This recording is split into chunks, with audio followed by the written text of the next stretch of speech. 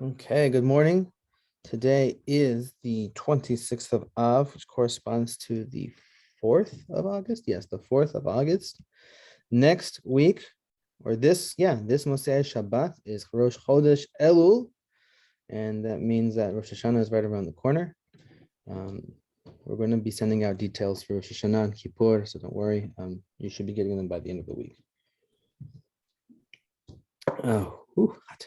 Okay. I just want to recap really quickly what we're discussing here. Let me just bring my book closer to me. Okay. I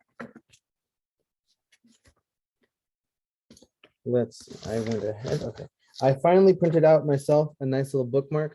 So instead of rifling through pages at the beginning of the class, I just put the bookmark in and there we have it. They should sell these things. They're fantastic.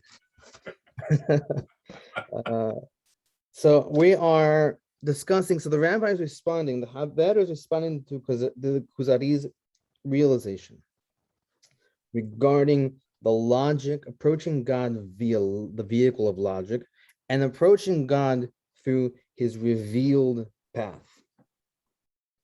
And he says to the Haber, the Kuzari says to the rabbi,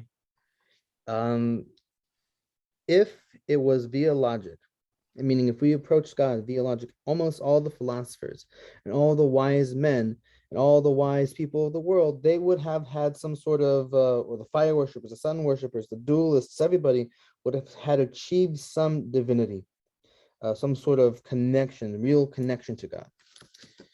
And the rabbi says, yeah, you're right. You're correct. That's exactly what we're saying. We're saying that we here in the Torah, via Judaism, we receive the Torah in a way that it wasn't our logical approach to God. Rather, it was a revealed covenant at Mount Sinai that attached us to HaKadosh Baruch Hu. There's a whole section on the idea of what a Jewish book is that I wanted to share with you. If it is pertinent, I will share it with you because it is very insightful. But there might be a little section I share about, because we covered this last week. We're talking about, okay, so if that's the case, here he says right here, I'll just read the paragraph again real quickly in English. All our commandments are written explicitly in the Torah, dictated by God to Moshe, each paragraph and directive that Moshe handed over to the great assembly gathered in the desert did not require any additional explanations or qualifications other than what Moshe transmitted to them. And we were explaining last week what did this mean. It didn't mean that there's going to be a later prophet who's going to come along and say, you know what, I'll tell you what the real meaning is of A, B, and C. Or that at some later time, there'd be some revelation, new revelation, explaining what the para aduma means or what the red heifer means. No. It was all explained. Everything was given over. There's no additional revelation required. No additional revelations required. Everything was given. And this is what he means by it was elucidated and transmitted to them. This is the oral Torah. This is the Torah shebe'al peh, meaning it wasn't written down and it was used as the explanation. A Hebrew book is something that you take the words of it and then you add exegesis to it, and you give it a perush and you do derasha, and that gives you, that's how you extrapolate, so to speak, or apply the verses to new situations. The way a teacher of mine explained it to me, we don't read the Torah to intuit what was life like back then, and I'm going to do that now today. Rather, we read the Torah to be a lens to our modern world. We try to apply the text to the modern world rather than try to shape the modern world so the text applies. And the example, and there's a reason he's giving all this. He's saying that all of the revelation was given, and that the need for a prophet to come and give us more of what God is saying to us is not needed anymore. And then he gives an example. He even elucidated the details of sacrificial laws, how the animals are to be offered, where and on which side of the tabernacle, how they are to be slaughtered, what is to be done with the blood and the various body parts, every facet involving the very detailed laws Everything was clearly presented by God so that not even one small item would be left out, thereby invalidating the sacrifice. So like say, God forgot to mention, or Moshe forgot to say, oh, the knife, it has to be very, very sharp. You can't tear the skin. It has to be sliced perfectly. But if it's ripped, it's tarif now, it's treif, and now you can't offer it. And he didn't say that. He didn't tell us that. But like later, some prophet came up to us and said, no, really, you have to. That means all the sacrifices before were invalid. That's just not how it works. And I gave the example last week of dinim muflaim, of how to understand new scenarios, and I think we're going to get a little bit into that today. Because Mark brought up the question of the Shulchan Aruch. Was the Shulchan Aruch revealed at Har Sinai? And the answer is no, it was not. The Shulchan Aruch is a restatement of the Talmud, so to speak. It's a legal code. So it takes our Talmudic corpus and it narrows it. It gives us the conclusions. The unique thing about the Shulchan Aruch is that it uses different approaches to how those conclusions were made. Whereas Harambam, he gave us the one conclusion that the Gemara gives us, but Shulchan Aruch, Maran Yosef Karo, he gives us also the opinion of the Rosh and the Rif, in addition to Harambam. And he rules in according to that little democratic system of two out of three, the majority rule. It's not entirely true because there are times where none of them agree, so he has to bring in other people. It's an interesting little side trip that we'll take maybe another time. I made really good coffee today. Usually the last few weeks I've not done a good job. I've been in a hurry. I took my time with the coffee today, and thank God. What a question. Okay. Any questions on anything we covered last week then? And as usual, don't be shy. If you have a question, please go ahead and interrupt. We were holding, what page is this on? 119. I went too far back. Okay. I've got a request to say some of the verses in Hebrew as well, so I'm going to try that again. We're holding by 99, paragraph 2, this one here. So it says, Kemo ha-havayot u'tivi'ot asher hem mitachberut mihayasim dakim. Lo tasigim ha'mechshava laduktam, asher im ya'are mishchol ma'ad nichasim hem, ayta niseret hayava hahi velo haya hatzemach hahu, u'chahai hahu ve'aver hahu derech mashal, ela mufsad o negadar. So this is very interesting. He gave us the example halachically, that there's all these little details are involved in the halachic approach to sacrifices. This is also clear and presented in the natural world, so to speak. The same attention to detail is prevalent in all of nature, meaning each physical object is made up of a combination of different elements. Now, what the Kuzari is talking about here when he says elements, he's talking exactly like what you might be thinking, or maybe you might not be thinking: fire, water, air, and earth. Now, is it an outdated system? Yeah, it's a very outdated system. We do know that water itself is not an element, but is made up of the elements of hydrogen and oxygen. Elements is something that cannot be broken down any further, but for them, fire and these were this is as broken down as it gets. There was somebody who did point this out to me. I don't know if you want to be a maximalist and read it in this way and understand that it still holds, that it still applies. Fire, water, earth, and fire, water, earth, and air. Fire, water, earth, air. Yeah, those four equal the four stages of matter. Fire being plasma, water being liquid, earth being solid, and air being vapor or gas. It's a nice thought. I like it. It can help you with Harambam sometimes, but what he's saying here is that there are certain things in nature that require all of the makeup. It needs every part of it. If you have water without oxygen, you do not have water. You have hydrogen, you have gas. If you remove any of the elements, it's not going to work out. So it says that everything is a combination of different elements combined according to very exact specifications. Water is H2O. It's not H and some O. It has it's baking. It's not grilling. You know what I mean? When you're baking, you have to do the exact ingredients. If you just kind of guesstimate how much flour, or how, it's going to turn out badly.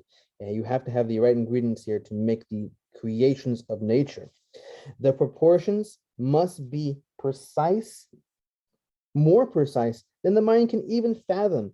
Even if the smallest error was made in the proportions of these elements, the object would no longer exist as it is. You change one atom in any of these elements, you have a different compound. I should say, when you change one atom in any of the compounds, in any of the molecules, you have a different compound altogether, and the elements will separate.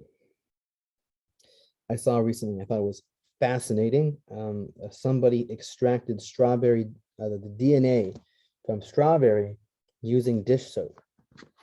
Basically, what he did is he took the strawberries, put it in a plastic bag, smashed it, and then he blended up the strawberries with some water, some saline water, and some dish soap, and then he did like a homemade subterfuge thing with the what do you call it, the blender, and let it sit, and then he took like a little wand, for lack of a better word, a stick, I'll say, because nobody should think it's magic, and he stuck it into the slushy mix and pulled out these white strands of pure strawberry genetic information.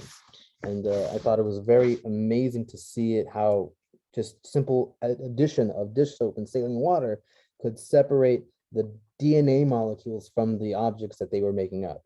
So this goes to see here that the addition of something can change the makeup of it. Even the smallest error. Yeah, okay. No longer exists as this. Okay, so the plant, to continue. The plant, the animal, or limb in question would be defective or not exist at all. So, Barminan, think of like cancerous cells. When they are introduced to the body, they change the makeup of how things look, and that's what a tumor is. It now becomes quote unquote defective. It's not healthy. Anything that is added or subtracted from the nature of something will change its outcome. So the Haber is presenting to us a natural argument for why the sacrifices are so precise. We could argue sacrifices, who cares? It's all made up. But see, that's the thing.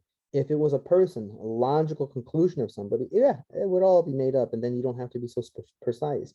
But this is God's instructions via the Torah. Just as God instructs nature, as we discussed before, and he rules over the nature of things, and if somebody adds or subtracts something in the natural world, that element, that item will fall apart. So too with Torah. Here, it's a very clever way of saying that God is the author of both the Torah and of the natural world. Hi, Dan, it's good to see you. And that we need to have a precise approach to both things. Okay. Any questions, thoughts, concerns? What a question. Okay, we'll move on. Behen. Nizkar So the Torah also records and instructs us how the sacrificial animals to be cut up into pieces. How do we butcher the animal? And who is going to do the eating of the animal? Who's going to eat it? Or excuse me, what's going to be eaten and what's going to be burned? In other words, we burn fats and entrails and organs and certain things, but then we eat certain meats, cheeks, forelegs, breasts, things like that. That was detailed in the Torah, or I should say is detailed in the Oral Law specifically, but also in the Torah we have the roots of those things. And who's going to eat and who's going to burn? And what's going to be brought to the altar, and who's going to bring the animal to the altar, and what can be substituted for it.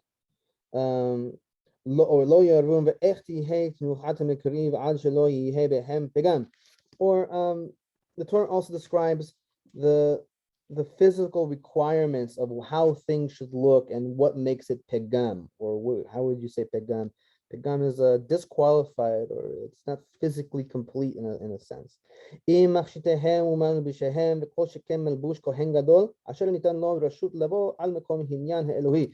course, when it comes to the jewelry and accessories and the way that people were dressed, the Torah also describes the physical requirements involved, even requires that there be no defect in their adornments or clothing. There's actually a law about Talmidei Hachamim, not related, but like the Talmid Chacham is not allowed to walk around in stained clothing or clothing that's ripped or torn. It's not tavor, it's not honorable to do such a thing. So all the more so here with the Kohen Gadol, who's inside the Beit HaMikdash, he has to have precise, beautiful clothing. This applies especially to the Kohen Gadol, who had permission to enter the chamber of divinity in which the divine presence, the Ark, and the Torah were located. Special instructions. I can't see here. I can just read them up. Special instructions are given pertaining to his holiness and purification and their various gradations, and his requisite prayers. All the details would take too long to mention, but each and every one is based on the written Torah and what our sages recorded in the oral law, all originating from God's words to Moshe. We're coming up to Kippur, to Yom Kippur. We're going to read the Avodah. The Avodah, I think, during Musaf, it's the procedure the Kohen Gadol engaged in, or the ritual the Kohen Gadol did on Yom Kippurim, and it starts. We get it from the Mishnah. You read the first, second. If you read Masechet Yoma in the Mishnah, you will see there is a procedure to how the Kohen Gadol is prepared for the ritual. The Mishnah was written in a time, as a little side piece, the Mishnah was written in a time when the Kohen Gadol wasn't necessarily the most qualified person to be the Kohen Gadol. In fact, it usually went to, it was a very corrupt office at the time, and many of the Kohanim were what you would call Tzedukim or Sadducees, meaning they rejected the oral Torah. So if much of the Kohen's job and most of his duties come from the oral Torah, there was a problem. So the Mishnah describes this whole thing where they would sequester him for 7 days to keep him pure, and they had to make sure he was married, and they did all kinds of stuff. And then they would train him, and they would bring before him a lamb and the sheep, because this guy didn't get the job appropriately. He bought his way, so he doesn't know what a lamb is, he doesn't know what a sheep is. So they show him, this is a lamb, this is a sheep, this is a cow, this is a goat, and then they explain it to him, and then he has to say it back. And then they keep him up all night on Erev Kippur. If he was an appropriate Kohen and he knew the Torah, he would give classes all night long. But it says that, like, if he wasn't, and he wasn't literate, that they would read to him, and they would usually read to him like stories, like from the book of Daniel or from the book of Job, like things that were like exciting, so he wouldn't fall asleep. And if he would fall asleep, they would like smack him around. It's interesting. But at the very end, before he goes into the Avodah, they make him swear that he will not deviate one iota from anything from what is the orally expounded tradition of the rabbinic Jews. And he would swear, and then the person who made him swear would cry, and the Kohen would cry.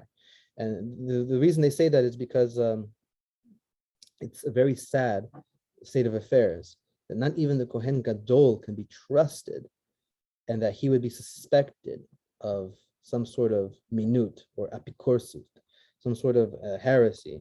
And the reason that this heresy is so important, it's not that, yes, what Kuzari is saying here, like, this isn't just we didn't just logically come to these solutions. This is what God asked us to do, right?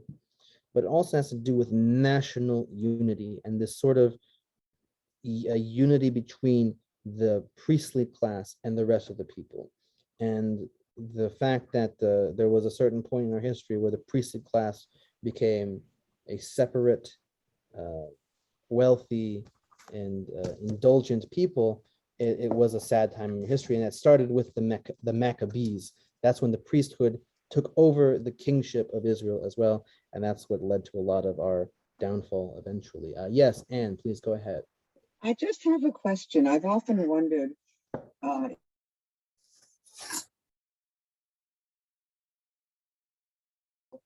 to Oh know no, that there you go. he has to follow in his father's footsteps and say he's the first son or the only son. What happens if a child does not want to go into that position? Has it ever been recorded? You know, I am not sure. I can imagine that it's not that you're not going to force somebody. But the thing is, I don't know. Um, there is a different story in the Gemara about this woman named Kimchi who covered her hair very well, and that the Torah, the Gemara says that not even the beams of her house saw that her hair was covered or saw her hair. And because of that, she merited to have 7 sons who became the Kohen Gadol. And a lot of people read that story and go, wow, it's very important to cover your hair, but don't think and process, you're a Kohen Gadol for life. So how is it that she had 7 sons that became the Kohen Gadol? It's a commentary on religious hypocrisy. I don't think I've ever seen a story like that where it's like, you think one of the brothers have been like, you know what? I probably am not qualified to be the Kohen Gadol. It was a very prestigious position. It came with a lot of clout, wealth, what have you. So I don't know. That's a good question. I don't think you would be forced, but maybe you would. I'll look into that. It'd be interesting to write a story about that, about a child who didn't want to It would continue. very much be a good. I wonder if it would go then to like a nephew, that type of thing of the I'm Kohen trying to Gadol. remember. Here's the thing. I'm not very well versed in the laws of the priesthood. I don't know. Is it entirely genetic? What? By the, I don't know. I mean, because the kahuna for sure. That's a genetic thing. That's a tribe. But priesthood, like high priesthood, I think that might be an elected office. I think. Yes, you know Just what? curious. It's an elected office because Suk says Gadol mi'achav, meaning that he's the greatest amongst his brothers, meaning his brothers, the other Kohanim, recognize this person to be the person who should be the Kohen Gadol. Oh, in other words, if there's more than one brother, or more than one son, it's not necessarily the eldest son. Exactly. It's the person who's the most qualified person. It should be the person who's the the most qualified to be the Kohen Gadol, the high priest. But in the times of the Maccabees and right before the destruction of the first temple and in the second temple, it became a very corrupt political. It'd be interesting because it was, Esau and Jacob. One of them was more capable of being one of our founding fathers, and the mother saw that. So it'd be interesting to write a story based on the mother deciding between her sons who should do it. That would be entirely. I would like to read that. If you wrote it, I would read that. And that's very important what you just brought up because it's going to get back in, maybe not right away, but the idea of what you said, capable, and how we came to that idea last week, that misugal, the sigula, it's like misugal, to be capable of something. Right. To have that inner that ability that's just it just happened, and it's very apparent. Yes. I know as a parent, I have 3 children, and all 3 of them have different qualities and are better at other things than the other one. Yes. And so it'd be interesting to see if a mother could discern that out for her sons, that which one should be the Kohen Gadol. But I'll let it percolate in my mind. If I write it, I'll let you know. Please do. Please do. Okay. I want to point something out here about the example that the Haber is giving to the Kuzari. And you might not remember, this was a long time ago, but when we were talking about the Kuzari, with the Kuzari King, his start to seek out the religions of the world and kind of find out more was because of a recurring dream he was having. And in his dream, he was having, just to recap, was like voice was saying to him, your beliefs, they're very nice, but your actions are incorrect. And this is the dream he kept having. He wanted to see, what am I going to do? What are the right actions? So here, if we remember, the Kuzari became so religious, became so firm, that he even started serving in the temple, in his own Khazar temple. He's the king, and of course for us, and I just gave the example that the king and the priest, these are different offices. But here, there wasn't a problem for them because there's no law. It's just a personal. I feel it's just the personal ijtihad that. Oops, pardon me. Silent. Sorry about that. It's the personal endeavor of the king that drives him to be a priest, so to speak, in his temple. And here, the Kuzari kind of brings this as an example to show him that serving in the temple isn't necessarily the ideal for a person to reach. Someone is designated for that. There is a designated tribe that does this, and they are the ones who do it. And if I never bring, I never serve in the temple because I'm not a Kohen, that doesn't lessen my connection with a Kadosh Baruch Hu. I'm still having the right, I'm doing the right things. And here he's showing that there's some things are burnt, some things are eaten, some things are some person does this, another person does that. There are sort of roles that everyone plays in the temple and how the sacrifices are brought. And he's telling him that, I mean, there's a story in the Gemara, I don't think it's related. It could be that we got the idea from here. In the Gemara, that somebody comes to Hillel, I believe. I don't remember if it's Hillel, but it sounds like it would be Hillel. A non-Jew comes to Hillel and says, convert me to Judaism on the almanat. How do you say almanat in English? On the condition that I will be the Kohen Gadol after I convert. And then Hillel goes, okay. And he starts teaching him Torah, teaches him Shabbat, he teaches him all this, he goes through the process, he converts to Judaism, they're learning Torah, and then he sees that the Kohen has to come from the tribe of Aaron, and the convert reads that, and he goes, oh, okay, and he accepts that as being the law. And the whole point of that is to show that, you know, sometimes people's motivations, at first, they might seem like they're selfish and they're self-aggrandizing, but really, what was the convert's goal? The convert's goal was to become close to God. And once he found out that, you know, I don't have to be the Kohen Gadol to be close to God, by being, you know, myself, I am close to God, that is enough. Okay. Any questions on that? Thoughts, concerns? Okay. Tov. Let us continue. Let me just see. We did finish the paragraph, right? Yes. All originating from God's words to Moshe. Okay, I did want to talk about that a little bit. I did mention last week the concept of dinim muflaim, but I will mention it here again just to run it home because it's an important concept. You open up any standard sidur to the morning section. I don't know how to call it. the prayers of the morning. Yeah, Tefillat HaShahar. And you go through all the things you say before, you know, Hodu.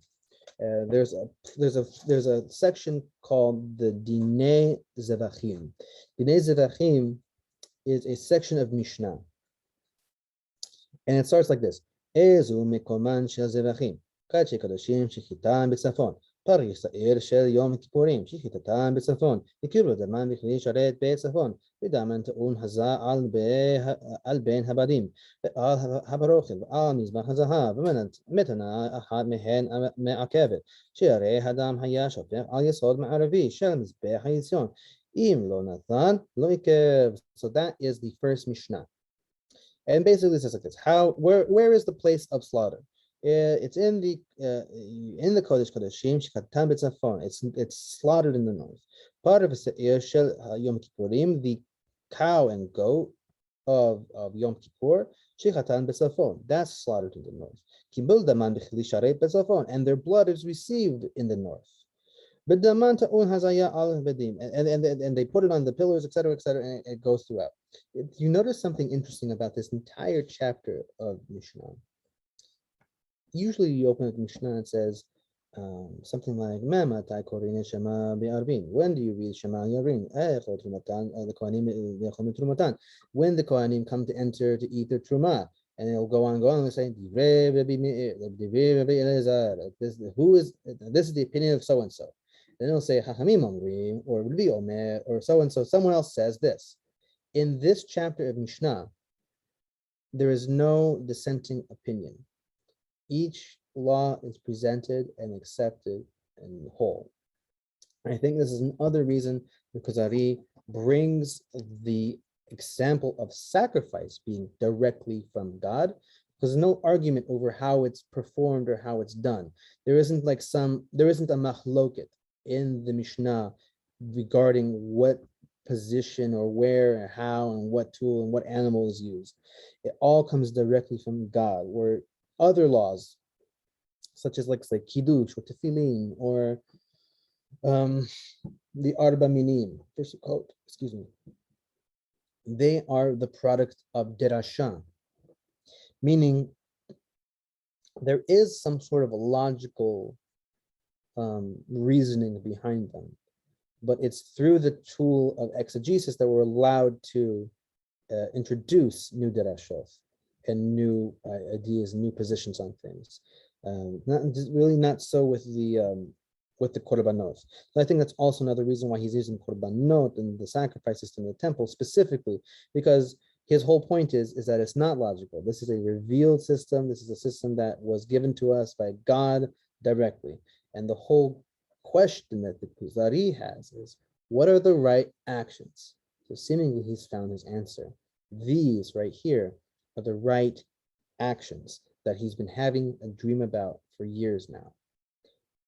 The only problem is these are for the Jewish people. And he remembers discussing that with the Hadid, that this isn't a world religion or the one true religion, so to speak, that everyone must follow. This is a specific law for Jews. So what does he have? What can he do? That's a little dilemma he's going through in his head right now. You don't see it yet, but I just want to point that out, that that's what the Kuzari is going to be thinking soon. All right, next.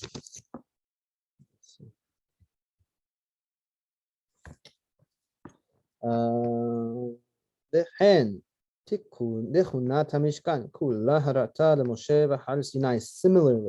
the specifications of the entire tabernacle were shown to Moshe on Mount Sinai. It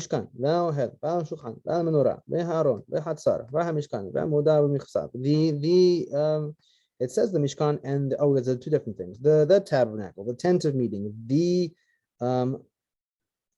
altar for the showbread table, the menorah, the ark, the tabernacle courtyard, its pillars, its covers, the all of the work and procedures of the tabernacle. That word right there, that's the word melacha, and that's where we get into Shabbat of what's forbidden, what's permitted. Just to point out, but place for another conversation.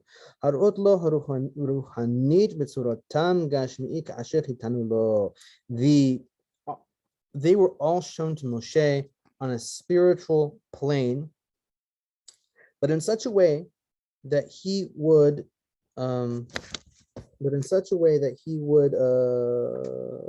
understand the physical dimensions. This is as they were commanded. We see this specifically with the Mishkan. The Mishkan, or not the Mishkan, excuse me, the menorah. The menorah, according to I think it's Rashi, is that he didn't understand how the menorah was supposed to look, and God showed him like this fiery menorah in order to illuminate him in no pun intended, in order to illuminate him as to what the specifications and symbols were on the menorah. So basically here, even the artistic things that a person you normally think would have artistic license on, like how did the menorah look? And how did the drapes look? Those were specifically designed by HaKadosh Baruch Hu as well. They were all shown to Moshe in a spiritual plane, but in such a way that he would understand the physical dimensions as they were commanded. Mitzvah, yes.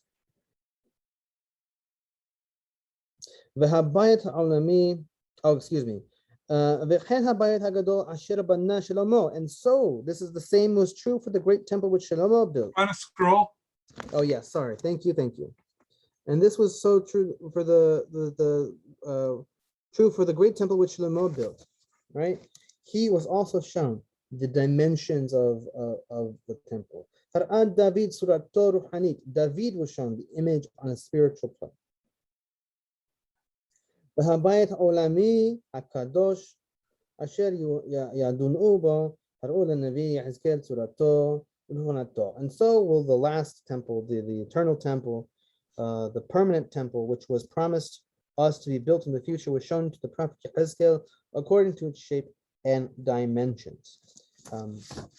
It's interesting because the book of Yehezkel seems to be doing something that we say you shouldn't do, where it's providing us with a new insight or a new prophecy that we don't do. But the rabbis were able to work out how this was okay for Yehezkel to do. It's beyond the scope of this class. I don't entirely understand it myself, mostly because the work was lost. It was done by a rabbi actually named Ben Gurion in the times of the Mishnah. But we don't have any of that work to show how they justified Yehezkel. But basically, he's saying here that all temple-related activity, all of this avodah, which used to be a very, very, very important part of Judaism, this was given by God directly. There was no how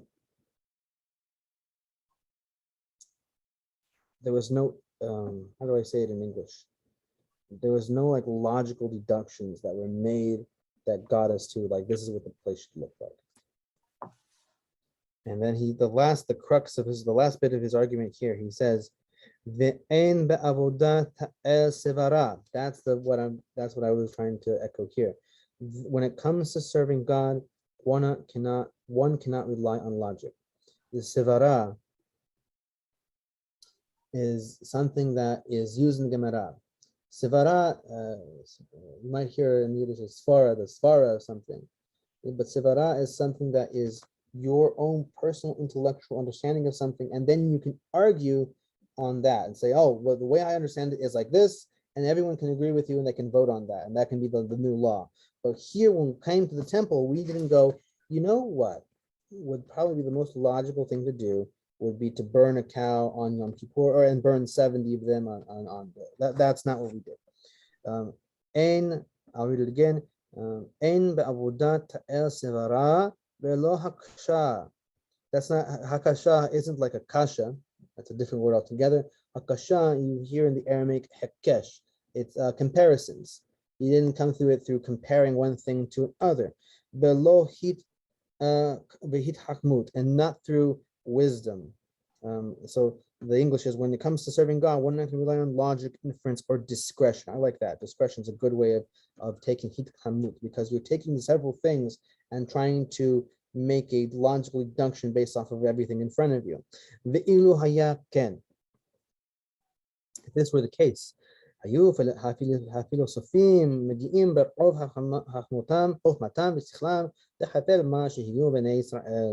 with their great wisdom, all the philosophers with their great wisdom and intellect would have achieved far more than what Israel has already attained.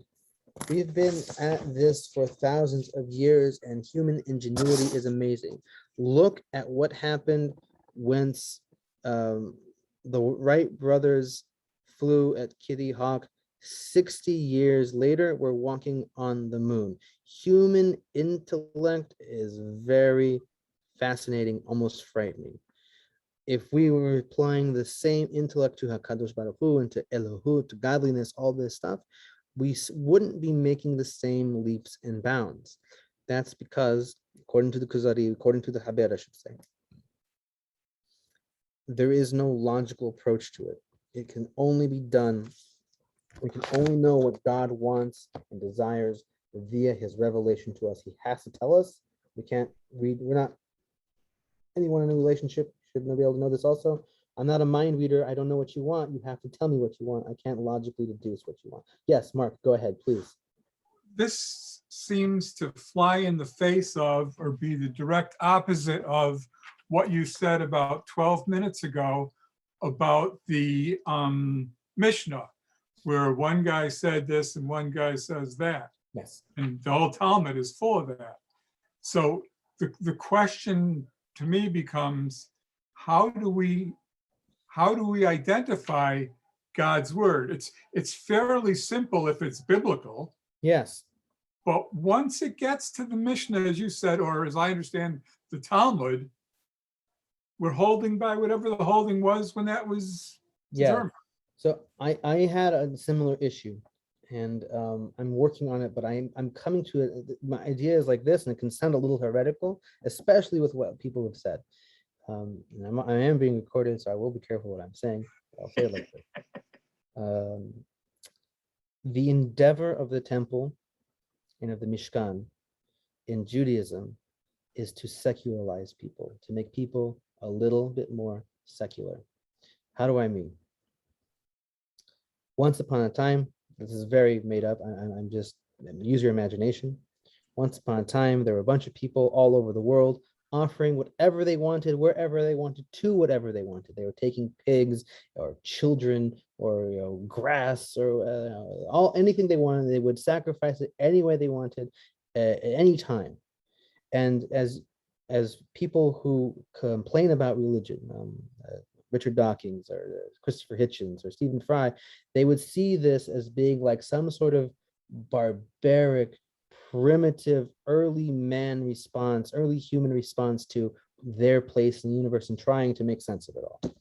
So that's the background, that's the context of what the Torah is fighting. So when the Torah comes along and it's given to the Jewish people, we see that you were not allowed to eat meat in the desert, really. We're always complaining about their lack of meat. And one of the psukim in the Torah says, I'll say it in English, it says that you cannot offer your the goat demons. Yeah, there've been no offerings to the goat demons. That if you want to eat meat, you have to come to the temple. It's because once upon a time, the way people ate meat is that they would sacrifice whatever animal they had, and they would give a little bit to the goat demon, whatever scary thing was out there, they would offer it up, and they would do it in their backyard. So it says, no more of that, no more backyard worship, no more whenever you want worship. Here are the days that we bring communal sacrifices. That's every day. Every day we'll have a communal sacrifice. Communal, though. Not everyone bringing a sacrifice. The priests will do it on our behalf. And then, okay, you want to bring a sacrifice? Here's the reasons you can bring a sacrifice. It's because you did something bad, or because you might be guilty of something, or because you want to celebrate something. But the idea is you're probably not celebrating every day. It's a big feast, and you have to invite a certain amount of people because it's an impossible amount of food to eat by yourself. And you can't, and here are the times of years we get together to offer sacrifices.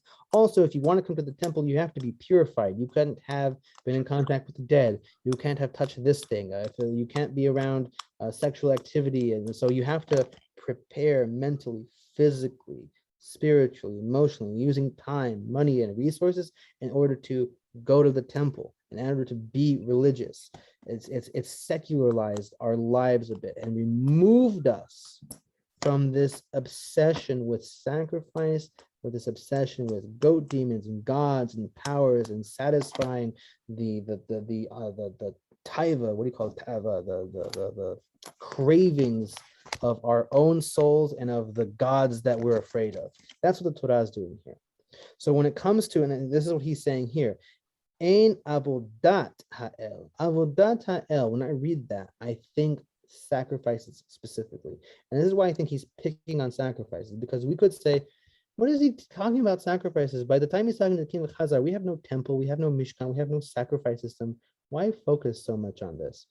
A, he's dealing with what the Kuzari's actual question is. How am I supposed to offer sacrifices to God appropriately?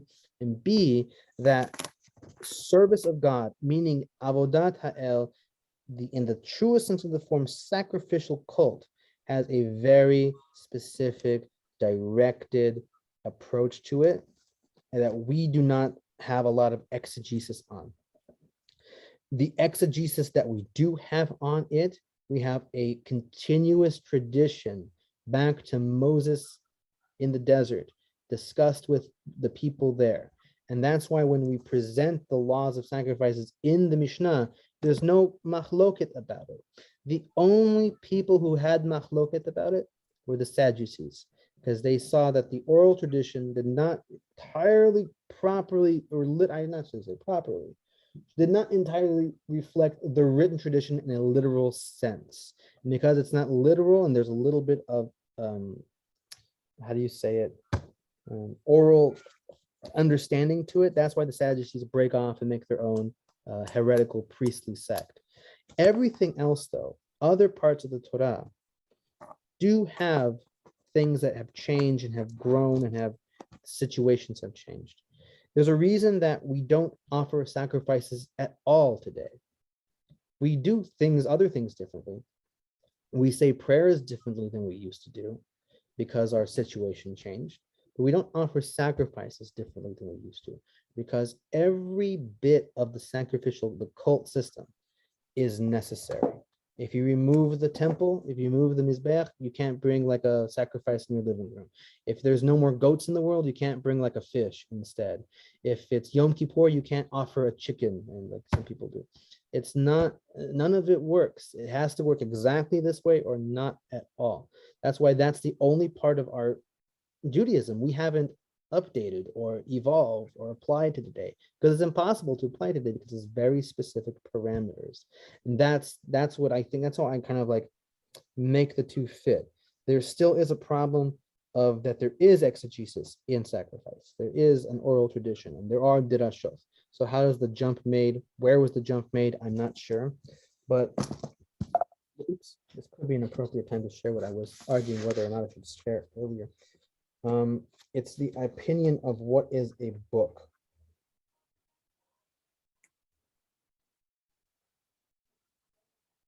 Maybe I didn't underline it when I read it, so maybe it would take too much time to find it now. But what the opinion of what a Hebrew version of a book is that it's something that's placed inside. This might be too much of the scope. I want to get to the point of what I want to say. The Torah, the 5 books, the Pentateuch, is the byproduct of our entire experience in the desert. Rather than some magic scroll we received on Mount Sinai, it's the entire book, the entire scroll that we have is a byproduct of our entire experience in the desert. Meaning, we accepted the words from Moses, who accepted it from God. When Moses taught us the words, we learned it together in a horizontal fashion, repeating it back and forth to each other. At the end of 40 years, Moses then wrote down the official version, which was a byproduct of his dialogue with us. In other words, a byproduct of God's dialogue with us. The entire Torah is spoken in the I-you format, meaning that the you, this might become too convoluted, so tell me if it does. The you can become an I and then speak to the I in the fashion of you. Meaning God says, Anochi, and he calls us lecha, do this, do that, you singular. And then we in turn can then respond to God, Anochi, I think this, and talk to God in that sense. Then that book, the Sefer Torah, was taken and deposited in the Mikdash. And because it's deposited now, it's cut off from the author. Who is the author? We say that God's the author. Lo b'shamayim he, it is now in our hands, and then we have now the ability to expound on it and make our own decisions and generate our own meaning from it. If God comes along and says, this is what it really means, we actually ignore him. And we have the case of that in the Gemara, where God or there's an argument over whether or not a certain oven is kosher or not kosher. They use the words tameh or tahor, whether it's pure or impure.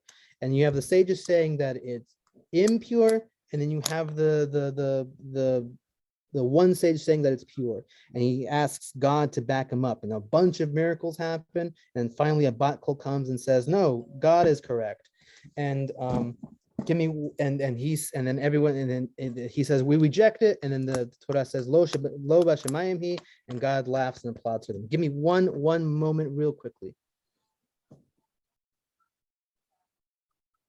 Okay, and that was the demonstration of the Jewish people's control of the understanding of the text and how we apply the text. But your question still stands a little bit, because he's saying here, this was all received from God. There's no application, no logic, no anything to it. So that could be he's talking specifically, only specifically about the avodah, and that's it. I hope that helps. Okay. It's giving room for contemporary analyses and decisions based on the current situation. Yes, exactly. You're saying up to the temple, up to the end of the biblical commandments, that's where it's fixed. Post-biblically, we've got some flexibility. Yes, and that's especially true with anything that's not Talmudic. A great example of that, and this is one of my favorite examples to talk about, because apparently it's very, very controversial, is electricity on Shabbat, and whether or not electricity can be used on Shabbat. There is no Talmudic rule that says that is asur. There is no biblical rule that says that it's asur or forbidden. So the only thing that we have that we could rely on and say that it's some sort of tolda, or some sort of, what do we say, tolda, variation of a biblical work. And the variations of the biblical work, you have to really make very stretches in logic and stretches in how it's applied. One of the best ones is to say that electricity is fire. That's patently not true. Electricity is not fire. Fire is a chemical reaction. Electricity is not, doesn't have the same properties. It doesn't have the same anything. It replicates it, but it's not the same.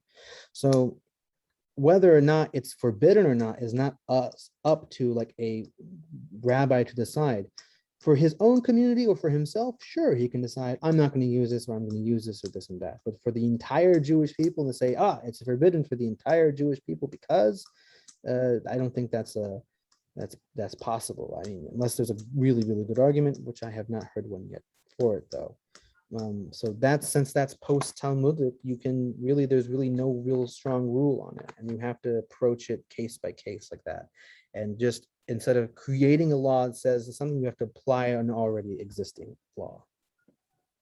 Okay. When it comes to serving God, let's see. I think we should end here for today, even though we're ending a little bit early. I think we started a little bit early, so we can end a little bit early, I suppose. And we'll end here today with what the Haber replies to the Kuzari, and saying that it's not through the Sefarah, but through some sort of wisdom, and not through wisdom, because then, of course, the human intellect could have gotten there. We make leaps and bounds. The human intellect is massively impressive.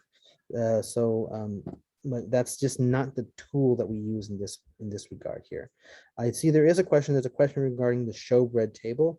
That is a shulchan. It's a sort of altar. It's right here. It says Vaha shulchan. I can even see where I'm pointing to.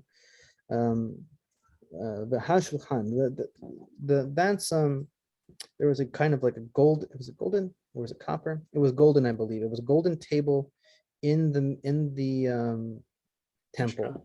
Mishkan, or the temple, where you would place 12 different breads, and they would every Shabbat, and the priests would eat those breads on the next Shabbat.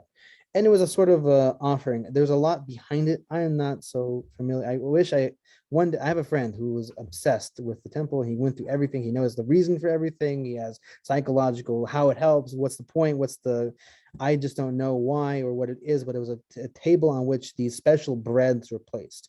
And if I'm correct, showbread, I think, is lechem hapanim in Hebrew, the bread of the faces. And it's because they baked it in a certain way that it baked from both sides so that it was whatever, it's like a sphere of bread, basically. So whichever way you're holding it, it was a perfectly, it sounds like just someone has a made really good fluffy pitot. If you raise them just exactly right, you have that sphere of bread. But other than that, I'm not sure exactly what the bread looked like or what the purpose was, but that's what that shulchan is referenced to. Okay. All right, Tov. I will, any comments, questions, complaints, concerns? Tov, Thank you very much. thank you. Yossi, I sent you an email. I saw, yeah, I saw your email. Okay, I see thank you. Yeah. I appreciate it. Of course. Yoram, you have a question or you're just saying bye? No, it's a comment, you know. I like the fact that it's not Bashamayim. You go by majority. The majority can decline the new months incorrectly based on science, or decide that the world is flat as they did till 16th or 17th century. So new scientific methods can say that everybody is wrong except whoever found some new tools in science. I could see on Talmud what you can do on Shabbat. It's less right and wrong, and you go by majority. So yeah, lots of things in Torah are, lots of dinei muflaim are decided by majority. That's when a person can use sivara, because it's about persuasion at that point. It's actually untrue that it was until the seventh, Harambam knew that the earth was round. In fact, he writes in the Moreh Nevuchim that this book is not intended for the idiots who think that the earth is flat. This is for people who understand the truths of the world. And so, like, that's a good point when it comes to science. Science can illuminate things for us. Cannot change halakha, because halakha is independent of science. Meaning, like, let's say that the reason, this is a good example, I think, the reason we don't eat meat and dairy and we wait 6 hours is because it takes meat 6 hours to digest. But then you could say, well, scientifically, chicken takes 3 hours or an hour to digest, so therefore I should be able to eat dairy after chicken an hour later. I mean, you technically can. There's different opinions on how long you should wait, if you wait at all. But the point of this is that, like, that doesn't change the rabbinic decree that was put forth. It's not based off of, it's not dependent on a scientific fact or not. But there is an example that would be different than that is, you're not allowed, a divorcee is not allowed to get married within 3 months of divorcing her husband. Why is that? Because if she is pregnant, we're not sure who if she was pregnant within those 3 months, we wouldn't be sure who the pregnancy was. Is it the old husband or is it the new husband? And the Gemara says, even if Eliyahu Hanavi comes and says to you, it's the new husband or it's the old husband, he gives you a prophecy, and prophecy is coming directly from God, we do not accept the prophecy, because it's just, we're dealing with matters of halakha here. But Yosef Messas in the 1960s wrote, yeah, okay, even if Eliyahu Hanavi comes, we don't listen to him, granted. But if she takes a pregnancy test before she gets married and she's not pregnant, and then she takes a pregnancy test after she's married and she is pregnant, we know who the father is. And that's a scientific method that is of higher reliability than Eliyahu Hanavi, because prophecy is up for interpretation. Scientific facts are not. How we read those facts are a different topic and of much debate, but the facts are not really, that's what Harambam means at the beginning of the Moreh Nevuchim, by the way, about this isn't made for people who think that the world is flat, because it's not a matter of belief, it's a fact that the world is round. And there's an interesting interplay of how science and halakha work together. It's not a either or situation. It's science is one of the facts that we use in determining what the halakha should be. But the halakha isn't necessarily a reflection of the natural world. Sometimes it's just the decree of something. And that's a really good point you brought up with Kiddush HaChodesh. That's why we say on Yomim Tovim, when we make Kiddush, HaMevorach Yisrael V'Hazmanim. Because is Israel, the nation, or the people who decide this is the Zman. This is what we say today is Rosh Hashanah, even if scientifically Rosh Hashanah was yesterday or tomorrow, we decided that today is Rosh Hashanah because of how we apply months and everything, then that's the day that we sanctify Rosh Hashanah. Thank you very much, Ram. Any other comments, questions, concerns? Tov me'od. I finished my coffee. I hope everybody has a good day.